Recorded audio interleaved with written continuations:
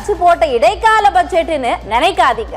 மத்திய அரசோட ஓரவஞ்சனையை தாண்டி கடந்த 5 வருஷ ஆட்சியோட சாதனையோட தொகுப்புன்னு முதலமைச்சர் ஸ்டாலின் பெருமையா சொல்லியிருக்காரு.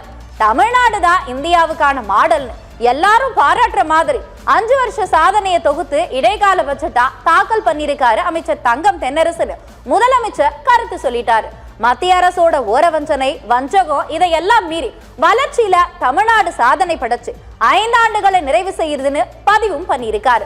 அத்தோட விட்டாரா முதலமைச்சர், ஜூலை மாசம் திராவிட மாடல் 2.0ல சாதனை படைக்கிற பட்ஜெட்டை தாக்கல் பண்ணுவோம்னு முதலமைச்சர் ஸ்டாலின் அடிச்சு சொல்லி இருக்காரு.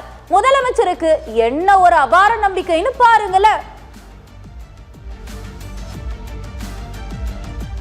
முதலமைச்சர் பட்ஜெட்டை பத்தி பேசினதெல்லாம் பார்த்தோம்.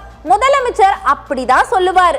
அதெல்லாம் கிடையாது, சொத்தை பழம் போலதான் பட்ஜெட் இருக்குன்னு எடப்பாடி பழனிசாமி திருப்பி அடிச்சிருக்காரு. அத்தோட விட்டாரா, இன்னும் எல்லாம் சொல்லி இருக்காரு பாருங்க. வாய்ஜாலம், மேனா மினிக்கு, அப்படி இப்படின்னு விமர்சனம் வேற பண்ணியிருக்காரு.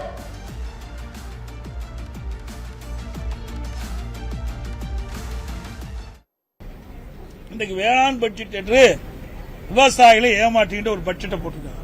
வேளாண்மை துறை என்பது ஒரு தனி துறையாக இருக்க வேண்டும். அதுல நீர்வளத்துறையும் சேர்த்துக்கிட்டாங்க.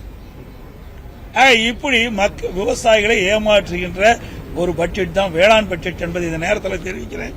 அது மட்டுமல்ல, மொத்தத்தில் விடியா திமுகவின் நிதிநிலை அறிக்கை அத்திப்பழம் வெளியே அழகாக இருக்கும், அத்திப்பழம் வெளியே அழகாக இருக்கும், புட்டு பார்த்தால் உள்ளே சொத்தையாக இருக்கும் என்பதற்கு உதாரணமாக இந்த நிதிநிலை அறிக்கையில் உள்ளன.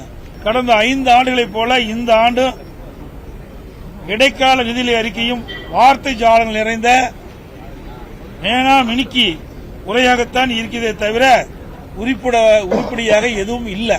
இந்த 5 ஆண்டு காலத்தில் இந்த அரசு என்ன பணிகள் செய்தார்களோ அதை வரிசைப்பட்டி அடுக்கி வார்த்தைகளுக்கு அழகு கூட்டி சாதனை என்ற பெயரில் படித்தார்களே தவிர வேறு ஒன்றும் இல்லை.